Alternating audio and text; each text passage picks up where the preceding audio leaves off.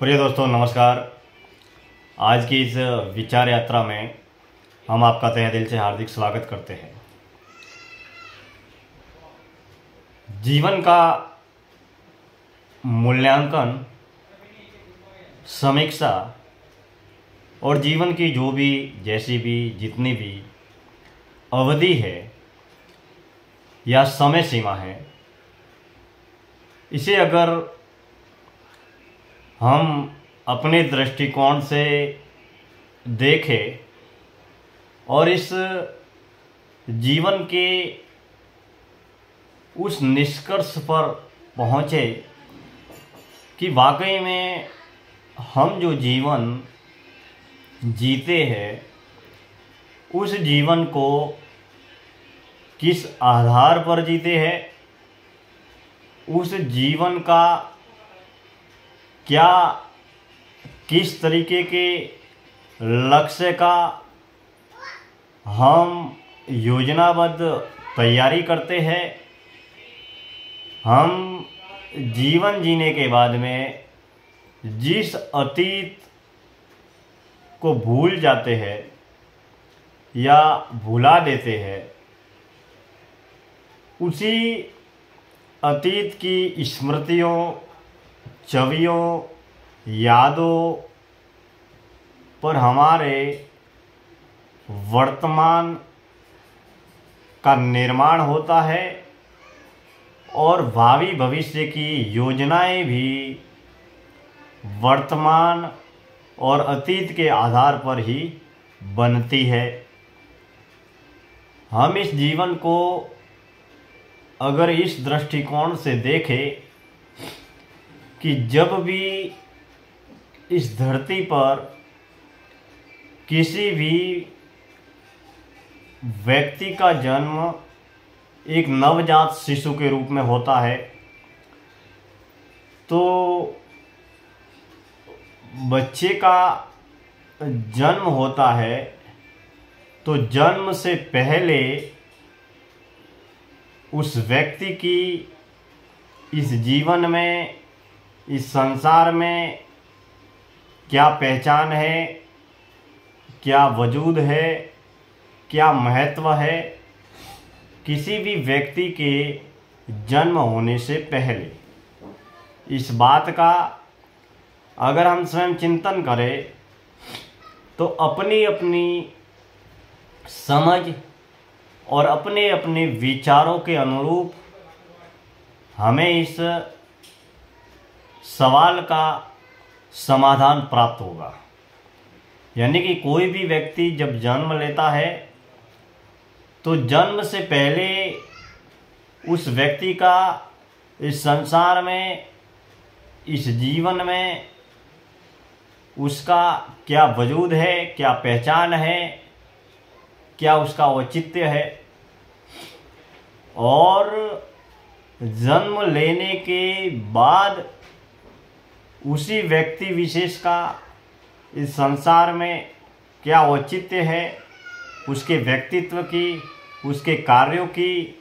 उसकी सोच की, उसके विचारों की, उसकी बुद्धि की, उसकी योग्यता की, इस संसार में क्या पहचान है, कितनी पहचान है और क्या वजूद है। ठीक उसी तरीके से व्यक्ति जब आखिरी दौर में मौत की अवस्था को उपलब्ध होता है और मौत के बाद इस संसार में उस मरे हुए आदमी की क्या अहमियत है, क्या ज़रूरत है, क्या उसकी पहचान है, क्या उसका अस्तित्व है, इन तीनों बातों को अगर एक व्यक्ति अपने अपने चिंतन के अनुरूप इस बात पर गौर करे तो हमें हमारे जीवन की अहमियत, हमारे जन्म और जीवन की कीमत बड़ी ही आसानी से समझ में आएगी। इस बात को इस तरीके से भी हम समझ सकते हैं कि जन्म से लेकर मरण तक, जन्म से के लेने के बाद में पहली श्वास से लेकर मौत के वक्त जीवन की आखिरी श्वास तक, जिसे हम सांसारिक बाहरी जगत में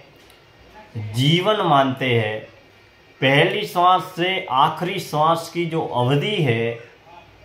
इसे हम जीवन कहते हैं, जन्म कहते हैं। और उसी के अनुरूप हम जन्म से लेकर मरण तक की अवधि को अपनी विनय, विवेक, बुद्धि, आचरण के अनुरूप हम जीवन को यापन करते हैं। मगर दुर्भाग्यशाली बात यह है कि हमारा पूरा जन्म और जीवन पदार्थवादी सोच में, देह भाव में और पशु तल में ही मानव जीवन को जीने में हमारा जीवन खत्म हो जाता है। हम शारीरिक रूप से भले ही इस धरती पर इंसान का चोला पहनकर रह रहे हो, जीवन को जी रहे हो, लेकिन हमारी सोच, हमारे विचार, हमारे कार्य देह भाव या पशु तल से आगे नहीं बढ़ पाते, क्योंकि जो कार्य पशु, पक्षी, जीव जंतु, जानवर या इस धरती पर जितने भी दूसरे प्राणी या दूसरे जीव है, जो अपने जीवन को यापन करने के लिए समस्त तरीके के शारीरिक, पारिवारिक, सामाजिक, जिस तरीके के जो भी जितने भी कार्य जीवन को यापन करने के लिए जीव या प्राणी करते आए हैं, उसी कार्यों को इंसान भी करता रहा है। यानी कि हम इस विषय पर चिंतन करें कि एक पशु, पक्षी, जीव जंतु, जानवर और इंसान के जीवन में फर्क क्या है। अगर शारीरिक रूप से हम देखें तो यही पाएंगे कि शारीरिक रूप से इंसान का जीवन और पशु, पक्षी, जीव जंतु, जानवरों का जीवन बिल्कुल भिन्न है, बिल्कुल अलग है। मगर सोच, विचार, बुद्धि के स्तर पर अगर हम सोचें तो पशु, पक्षी, जानवरों में और इंसानों में बहुत बड़ा फर्क है और बहुत बड़ा अंतर हमें दिखाई देगा। इंसान किसी भी कार्य के बारे में, क्या अच्छा है, क्या भला है, क्या बुरा है, उसके बारे में सोच सकता है। इंसान ईश्वर या सत्य की खोज कर सकता है। इंसान के अंदर ये सोच है कि मैं कहाँ से आया हूँ, कहाँ मैं जाने वाला हूँ, मुझे क्या करना चाहिए, कौन सा कार्य भला है, कौन सा बुरा है, कौन सा अच्छा है। लेकिन किसी पशु, पक्षी, जीव जंतु, जानवर में इत्यादि सोच नहीं है। उन्हें केवल भूख लगती है और संसार को चलाने के लिए, परिवार को चलाने के लिए, जीवन के निर्माण के लिए वो आनुवंशिक गुणों को पीढ़ी दर पीढ़ी आगे बढ़ाते रहते हैं। लेकिन इंसान अगर जन्म पाने के बाद में अपना जन्म और जीवन पशु तल पर ही खत्म कर देवे तो शायद हमारा अनमोल जन्म और जीवन हमेशा के लिए व्यर्थ चला जाएगा। क्योंकि हर इंसान की सोच धन, साधन, वस्तु, पदार्थ और जीवन की ज़रूरत से आगे बढ़ भी नहीं पाती है। यही वजह है कि हम इस जन्म और जीवन के बारे में गहराई से सोच नहीं पाते। यानी कि जीवन का आखिरी लक्ष्य धन, प्रसिद्धि पद प्रलोभन इत्यादि तक ही समाप्त हो जाता है। और ये प्राप्त करे या न करे, कम करे या ज़्यादा करे, इसी में हमारी 50, 60, 70, 100 साल की तमाम उम्र खत्म हो जाती है। और देखते ही देखते, पलक झपकते ही हमारा संपूर्ण जन्म और जीवन,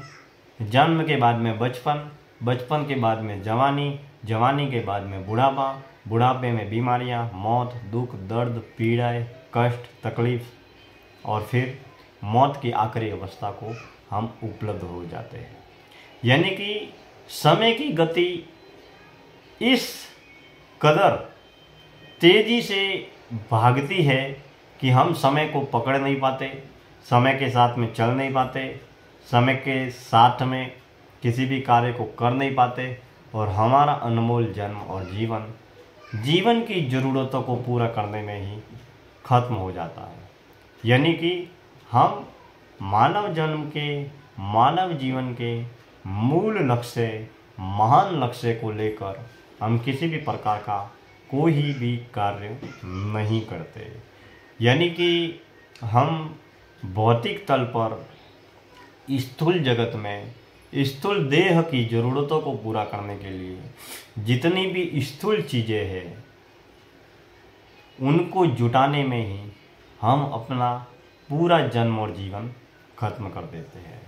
अगर इस बात को इस दृष्टिकोण से भी हम देखें या समझें तो हम पाएंगे कि जन्म के वक्त एक व्यक्ति का जीवन बिल्कुल कोरे कागज जैसा होता है। उसे इस धरती पर कोई नहीं जानता। जब भी जन्म होता है तब व्यक्ति को, उस बच्चे को उसके माता पिता जानते हैं, उसके परिवार वाले जानते हैं, फिर गली वाले जानते हैं, रिश्तेदार जानते हैं, मोहल्ले वाले जानते हैं। इस तरीके से बचपन से जब वो पढ़ाई करने के लिए स्कूल में जाता है, फिर व्यवसाय करता है, व्यापार करता है, रोजगार करता है, तो ठीक उसी तरीके से हम अपने अपने कार्य के अनुरूप इस सांसारिक, पारिवारिक, व्यावसायिक जीवन में अपनी जो एक पहचान जो है वो स्थापित करते हैं और उसी पहचान के अनुरूप हम हमारे जीवन का निर्माण करते हैं। और उसके बाद में हमारी जो अतीत की स्मृतियाँ हैं, जो यादें हैं, जहाँ जिस वातावरण में हम पले हैं, बड़े हैं, उसकी स्मृतियों के अनुरूप ही हम वर्तमान का और भविष्य का जीवन जीते हैं। और इसी आधार पर ये जीवन की जो अवधि है या जीवन की जो समय सीमा है वो खत्म हो जाती है और ताउम्र हमारी इच्छाएं, अपेक्षाएं कभी भी किसी भी रूप में खत्म नहीं हो पाती। गीता में लिखा है कि निष्काम भाव से अगर हम कर्म करें तो हम जीवन में कभी भी दुखी नहीं होंगे। लेकिन निष्काम भाव से कर्म करने की बातें बोलना और कहना बेहद आसान है, लेकिन निष्काम भाव से कर्म की अवस्था को वास्तविक रूप में उपलब्ध होना अपने आप में बहुत बड़ी साधना है, अपने आप में बहुत बड़ी तपस्या है, जो एक सर्व सामान्य व्यक्ति के लिए एक मुश्किल कदम है, क्योंकि वह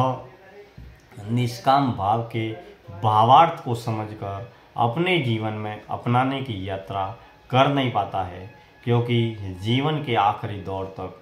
हर व्यक्ति की इच्छाएं, अपेक्षाएं कभी भी कहीं भी किसी भी रूप में खत्म नहीं हो पाती है और इन्हीं इच्छाओं को, अपेक्षाओं को लोभ, लालच, स्वार्थ, इच्छा, अपेक्षा, इसी में हमारा पूरा जन्म और जीवन एक न एक दिन खत्म हो जाता है और हमारा मन, बुद्धि, विनय, विवेक और जितनी भी ऊर्जा शक्ति है वो केवल धन, साधन, वस्तु, पदार्थ, देहतल और पशु तल पर ही हम इस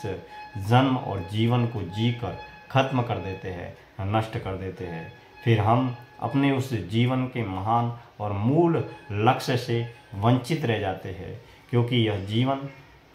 प्रति क्षण, प्रति श्वास खत्म होने वाली घटना है और जो समय गुजर जाता है वो कभी भी कहीं भी किसी भी हाल में वापस लौट के नहीं आता है। क्योंकि दुनिया का सबसे बड़ा अमीर आदमी हो, उसको भी एक दिन में 24 घंटे मिले हैं और दुनिया का भले ही सबसे बड़ा गरीब आदमी हो, उसको भी एक दिन में 24 घंटे मिले हैं। तो हमें सबसे ज़्यादा जीवन में जो भी जैसा भी जितना भी समय मिला है और परमपिता परमात्मा ने जो भी जैसा भी जितना भी दिया है उसकी कद्र करनी चाहिए और जीवन को प्रसन्नता के साथ में आत्मसंतुष्टि पूर्वक जीवन को जीना चाहिए, ताकि हम हमारे जीवन में सदैव आत्म आनंद की अवस्था को उपलब्ध रहे और कर्म कर्तव्य करते हुए सांसारिक पारिवारिक व्यावसायिक जीवन के लक्ष्य का निर्माण करते हुए आत्म जागरण आत्म कल्याण की यात्रा की ओर आगे बढ़ सके और हमारी देह में 365 दिन 24 घंटे जो अदृश्य ऊर्जा जिसे हम सूक्ष्म शरीर आत्मा चेतना शक्ति या प्राण ऊर्जा कहते हैं, मौत के बाद उस चेतना शक्ति उस प्राण ऊर्जा की एक अच्छी सद्गति हो, इसके लिए सेवा साधना और सात्विक कार्यों के जरिए हम अपने जीवन का आत्मा की आत्म कल्याण कर सके और अपने जीवन को आगे बढ़ा सके। यही जीवन का एक लक्ष्य होना चाहिए। बहुत बहुत धन्यवाद। अगले विषय में किसी नए विचार को लेकर हम आपके सामने रूबरू होंगे। बहुत बहुत धन्यवाद।